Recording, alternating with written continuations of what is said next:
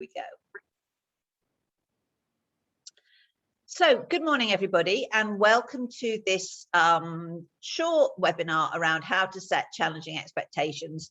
And we're going to end the presentation. The last thing on it will be a conversation guide related to the one in our, well, in my book. I think of it as our book because I had so much help writing it, but in the book that I published earlier on this year, published by Pearson, which we are, we'll give you more detail about as we get to the end.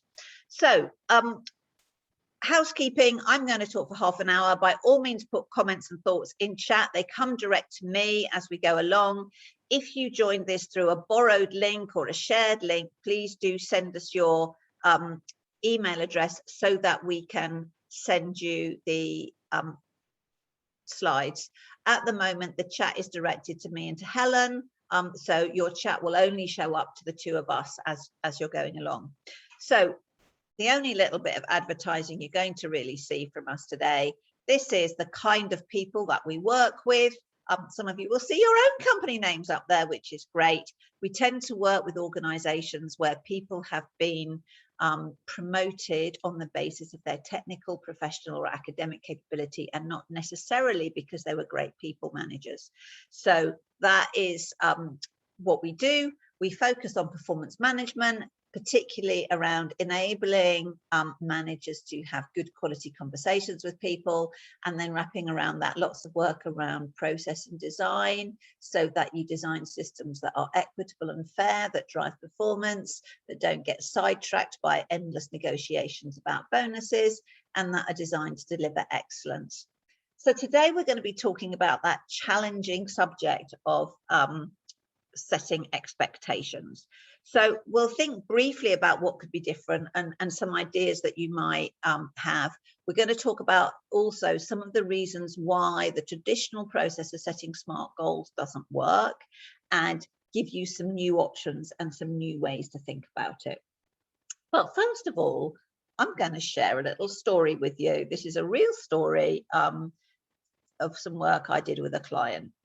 So the main thing that goal setting is meant to deliver is turning strategy into action. And some years ago, I worked with a global financial services company, a big company, a household name, and they had a very clear strategy. The strategy was to grow. You know, post 2009, post the financial crash, they kind of got their act back together and they were very clear, we want to grow. And you could have pretty much asked anybody in the organization what this strategy was. And when I was first invited in, that absolutely is what I did. And people would say it's growth. The number one strategy in this company is growth. And yet for the 2 years after that strategy was launched, the company failed to grow while competitors were growing. So it wasn't completely a market situation. So that was one of the reasons why I was asked in. And in some of the research that I did going around that, what I really discovered is that nobody really understood what growth meant to them in particular. So what did they have to do in order to drive growth? Indeed, even the sales teams, which you would think knew absolutely what growth would mean, it turned out that they didn't know whether they were meant to be growing revenues or number of customers or share of profits or market share, or, you know, they had no idea what they were meant to be growing. There was just this, we've got to grow. So the strategy had not been turned into challenging expectations for people around growth. Lots of people had SMART objectives, but they were not turning their actions into growth. Now, how we often normally tackle that is to ask people to set SMART goals. And I wonder how many times your managers have been asked or told to write SMART goals. We know that it has been a mantra for a very long time that we must write a SMART goal, SMART being specific, measurable, achievable, results-oriented, time-bound, as if this is some magic formula that will turn what we need to do into work. And yet most of us really, really struggle with it. So I would say your managers might have been told once, in a long career, they might have been told 100 times. Why aren't they doing it? I'm going to stop that share for the moment. So in terms of why they aren't doing it, I think it's really important to understand that the nature of work has changed for very, very many of us. So what we see is that there was a time when even knowledge workers were quite task-based. They had to do a certain number of this or certain things of that or many things of the other, and it was quite a countable process. But now we're asking people to think, to effect change, to find different ways of doing things, to create great customer service, to focus on the quality of an experience. And what we know is that that's very difficult to write into a SMART goal. And why is it difficult? Because it actually takes quite a lot of thinking. So if your organization has, for example, a challenge to be, I don't know, provide the best customer service in your market or in your area or in your town or in your function, you know, whatever it is, what does that actually mean? What even is best customer service? And I have another client who have an absolute challenge to be best customer service at the very top.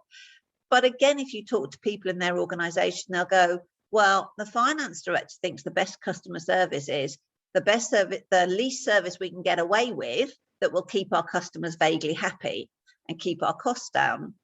The tech director thinks it's the best customer service is the one with the all singing and the all dancing technology, whereby they could do anything, whereby we're completely open through every technological way that you can have to access us. And the customer service director says, well, it's about meeting customer expectations, and it's about whether or not the customers are happy on their satisfaction guide. And then finally, the marketeer is going, no, it's about a net promoter score. It's about how many of our customers will actually promote us to other people. And as you can see, if you were working in that organization, you could be working to very, very different goals that would all conflict with each other, even though in theory, you're all trying to have best customer service. So our challenge is, how do we set challenging expectations in such a complex world? And that's going to require us to really have a different kind of conversation about goals. So we don't want to sit with people and say, you know, here's your 3 SMART goals for the year, because most people vaguely know what they're supposed to be doing. Indeed, the number of organizations I go into and they go, oh, we're 4 months into the year and nobody's got their goals agreed yet. And I find myself thinking, well, presumably they have been working for those 4 months. So presumably they do know what they were meant to be doing. What we haven't done is set perhaps some real challenge for them. So the first thing that you should do, probably before you ask people to start setting challenging expectations, is really to put them through some kind of activity that opens up their mind to think about what would be a challenge in this area. And that's often a team or maybe even a function activity around what could amazing be? What could fantastic be? What would that mean for us? What might it look like? What are the steps we need to take to get there? Those kinds of workshops are very interesting and engaging and completely different to a workshop that says at the end of this you'll have 3 SMART goals, because at the end of such a workshop you should have a broad overview of, in relation to the big things that your organization is going to do, whether that's growth, whether that's customer service, even whether it's cost cutting, what are the big things your organization is going to do and what does that look like for you? And for those of you who have senior roles and connecting into senior leadership teams, it's really, really important the senior leadership team have these conversations so that you don't end up with 8 different versions of what best customer service looks like, all of which effectively work against each other, even though each of them are perfectly valid in their own way. So make sure that people do something around that workshop of opening up what could be different in a big picture with the team, with the function, even with the company sometimes, around what that is over the next year, what is achievable this time next year, what we like to have sat back and said, this is what we will have done. And then you can get in to having a different conversation about goals. Let me just share the screen again with you. So what we need is a different conversation about goals, and I'm going to change the word from goals to expectations. Now, even though I'm not a huge fan of SMART goals, it's very, very important that people really know what's expected of them, because all our research shows that if colleagues know truly what is expected of them, if they have a real understanding of what a really good job would look like, and if they understand how their work contributes to the whole, they will be happier, they will be more engaged, and they will be more productive, right? What's not to want about those three outcomes? They are easy outcomes to sell to your senior leadership team. The challenge with the sell is that actually really making sure that people understand what's expected of them from a challenging perspective, not what tasks they do on a daily basis, isn't easy. Being clear about what a really fantastic job could look like in many roles is not easy. I know a number of you are here from HR. What would it mean to be a really amazing HR business partner? What actually does that look like? It's not an easy thing to define. It's not a numbers game. It's not I've served 6 customers in 1 hour and 4 of them have said this. It's a much more complex set of understanding around what good looks like. And finally, does everybody understand how their work contributes to the whole? And sometimes even in the main operational line, people don't see that.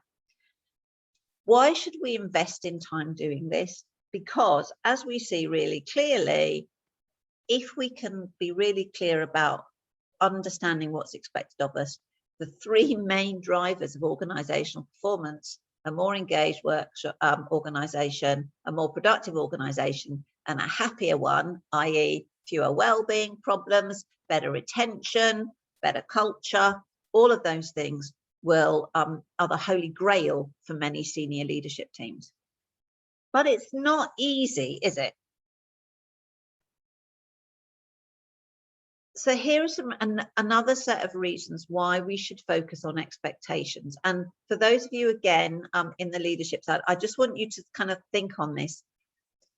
In general, setting clear, challenging expectations delivers higher performance in virtually every scenario compared to being told to work hard. Organizations where there are some clear corporate goals supported by individual challenging expectations outperform those who only have a vision. In other words, we have to get our leaders to translate our vision into some clear things that we can then talk about to people.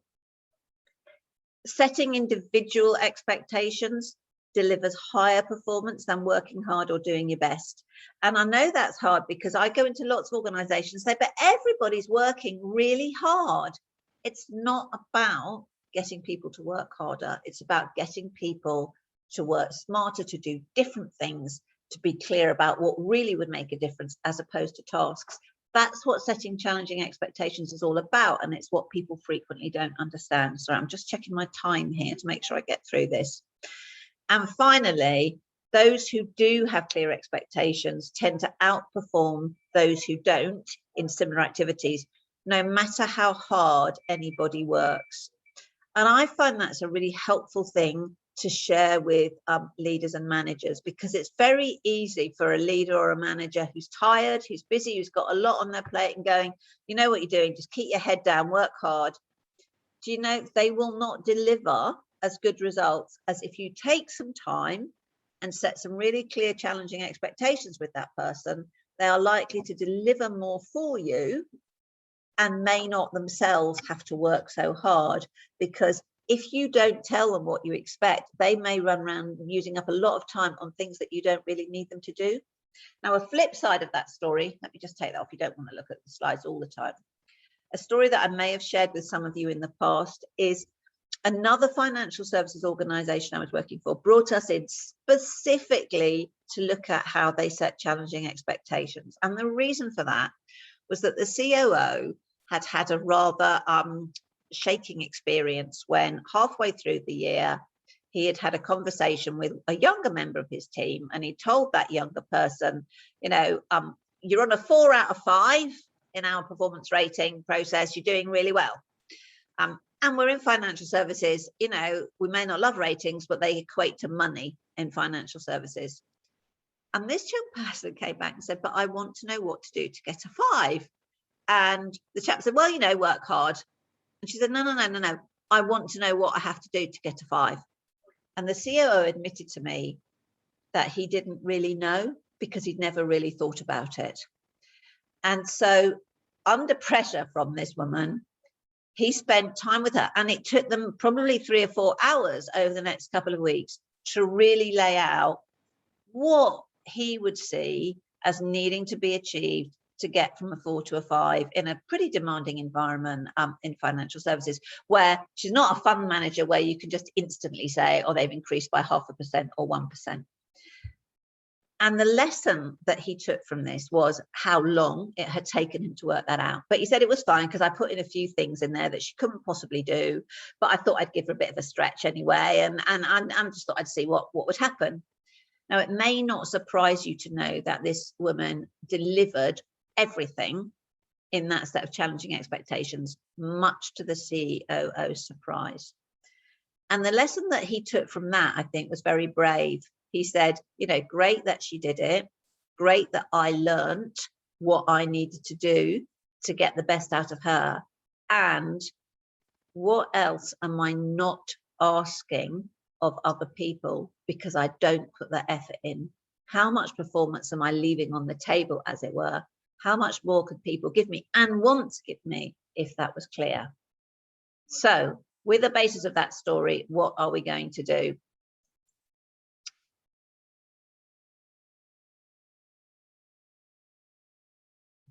So we think that goals have to be smart, stretching and strategic, don't we? Beyond the day job, you know, all that stuff around smart, and they've got to stretch. All right. Actually, Dan Pink and many others have shown that there are expectations that deliver us high performance have 3 things. They enable us, they propel us, they encourage us, they promote us to get better at what we do, to develop mastery, to become better at it. Not just do it, but become a lot better at whatever it is we're doing. They give us some autonomy. How much autonomy will vary with jobs, but we know that the more autonomy someone can have within the bounds of control, the more they are likely to deliver, the more they will take pressure off their own manager and be able to work to a higher level. And finally, we know that people need their own purpose alongside a meaningful purpose that links back to the organization. Now, I know some of you have heard me talk about this before, but I really think this is so important to understand and find the right language to share with it in your organization. So, for example, one of our clients at the moment doesn't talk about goals, they talk about commitments. What have you actually committed to? What are you committed to doing this year? Other people talk about accountabilities or responsibilities, but whatever that is, you need to push it so that those challenging expectations are framed up around getting them better at their job, so that they have a sense of excellence in what they do, as well as sheer volume of what they do. And we hear a lot about, you know, people in middle ranking jobs in some of our professional organizations, they struggle for excellence because the sheer volume of work overwhelms them. And maybe we just need to help leaders step back and go, let's think differently about what we're trying to achieve here and try and do what we do better rather than just put more through the system. Okay, so when we're setting challenging expectations, we've got 4/5 really key questions to aim at. The first is, what am I aiming at? All right, what was that big goal that we had at the workshop at the beginning of the year? You know, are we aiming at customer service? Are we aiming at cutting costs? You know, what are we actually doing? And you know, what does that all mean? And then we need to separate out 2 things. What am I expected to do? Now, that is the traditional thing, you know, what is the SMART goal? But we need to add to that, what am I accountable for? Yeah? What am I actually really accountable for? And a number of clients have talked to us recently about that people at the top are so busy, they've got so much on their plates, you know, and COVID working has made it worse. They're going from meeting to meeting to meeting to meeting all day. And what we need is to push some of that accountability down the organization and get people who are very capable in our middle levels to step forward. So when talking about challenging expectations, we're not just talking about action, we're talking about accountability. And then we link that to excellence, but not excellence in a vague out there term, excellence in a, what does that mean for me? If I was just better at doing this, what would that be? It might mean I might process work faster, but it might mean I might challenge other people differently. It might mean that I might communicate to my team differently. It might mean that I'm asking different questions. It's absolutely about what is the smarter thing for me to do, smart being intelligent as opposed to specific, measurable, and so on. And then lastly, in those expectations, I have to go, all right, why, of all the things that I might be focusing on this year, why is it this one? All right. And a number of our clients, not all of them, but often replace kind of individual SMART objectives with a set of core themes and say to people, you know, one local authority said to people, there are 7 things that really matter here. You know, what really matters is that we engage our communities. What really matters is that we are very strongly focused on protection and safeguarding. What really matters is that we deliver innovation within our city. And they brought the key things to bear and said, if what you're doing links to these, that really matters, right? That's why you're bothering. If it doesn't, you should have a red flag going off. Why are you bothering with that? So how does that turn into a conversation? So in the book, I have lots and lots of conversation guides for all sorts of different situations, but here's one that starts people thinking about challenging expectations. So I put a very simple example up at the top. Let's imagine that we wanted to be first for customer service among cafes in our town. All right, so it's quite clear. In the town where I live, there are probably 15 or 20 cafes, right? And it would be perfectly possible to set out a challenge that says, we are going to have the best customer service, right? That's not the same as we're going to have the best coffee or the best range of salads or be the cheapest place to get lunch or be the premium place for afternoon tea. It says we're going to have the best customer service. So firstly, we would have needed to have a conversation at a bigger level around what do we mean by the best customer service in our town? What do we actually mean by that? And when we want people to go away and say the service in that cafe is amazing, what do we want them to be saying? All right. Now, there may be several answers to that, but let's assume we say, do you know, the staff are fantastic. They're always smiling. You don't have to wait to get served. And if there's a problem, they're completely open and upfront about it. Let's imagine that we put that in there and we looked at what other people were doing in the town and we thought, you know, some of them are great coffee, but it takes too long to get served and so on and so forth. So then we have a conversation which first of all talks about what do we think our team, the people in the team might be doing. So what plans might they need to make? So what are the basic deliverables that you need, the basic do, all right? But then move on from that. So who else would they be talking to to get this expectation? So get some diversity of thought in there. So maybe they might talk to customers about what would make you feel that this was the best customer service in town. Maybe they might in pairs go and visit all the other cafes and say, all right, let's all have a view on what is the best customer service in town. Who might they talk to? And then get them as a group or as individuals to think, what is the best thing that could happen? And turn that into what does that mean for excellence for me? So now we've got the best that could happen is the kind of the vision, maybe the purpose. What does excellence look like? That's the question around mastery. Who needs to approve my plans? That's the question around autonomy. All right, so those are the clear drivers of getting the conversation about mastery and autonomy into the early part of the conversation. The second part of autonomy is how can they track their progress? So if I can only know if I'm meeting expectations when my manager tells me, I'm not very empowered, I'm very dependent on my manager telling me. So are there some ways that each of your team can know how well they're doing, not just when you tell them? Now, maybe there are some basic KPIs, you know, maybe everybody who sits in your cafe, there's a little card saying, you know, can you press a smiley button? Can you give us an immediate piece of feedback?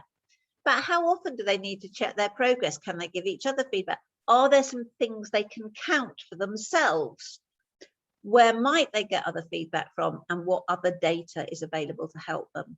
So depending on the job that you are doing, it's really, really important when you're setting challenging expectations that your team can know how well they're doing. You need to tell them, but they need to also have other ways of knowing. And then finally, there's the why. Now, why does it matter? What's the purpose? So of course, you need to make sure that in all your conversations, your team are linking back their individual expectations to the overall expectation. So if the individual expectation is, you need to be wiping the tables down within 2 minutes of somebody leaving the cafe, the reason for that is we don't want people walking in seeing a dirty table. And if we want to be first for customer service in our town, seeing a dirty table will detract from that. Very clear link back. But then we might start to think, and this is really important for the purpose side of it, what's the benefit to the individual person for achieving these challenging expectations? And depending on their role, it might be about raising their professional profile. Do you know, even at that level of being an assistant in a customer service places, what if we are known as the most friendly cafe in the town? Do you know, that would be, I would feel good about that. I would feel great working here. It might also be just sheer pleasure at having happy customers. It might be satisfaction from a job well done, or it might be that as they've got better and better at understanding all the aspects of customer service, so they have an opportunity to move on, to have promotion. So this is the headlines of the conversation guide around setting challenging expectations. It will work hugely much better if you've had that bigger conversation beforehand with the team or the function or however big your organization is around what would being first for customer service mean? What does it actually mean? And is that consistent across all the organization? And then we can translate that into our own things. So last but not least, if you want to know more, there are lots more conversation guides in my book. It's available to order now. You could click on any of those links. It's also available through good bookshops. And there are guides covering everything from how to set expectations through how to discuss pay and reward at the end of the year, through having poor performance conversations to embedding values, and so on and so forth. So there we go. We've had half an hour. I'm going to stop the share now, and I hope you've enjoyed that. I'm now going to switch off the recording, and if any of you have got any questions or anything that you want to ask, please feel free to do so now. You can unmute or you could put something in the chat. And if you have to run off to a 1 o'clock meeting or to lunch, then thank you very much for joining us. Thank you. So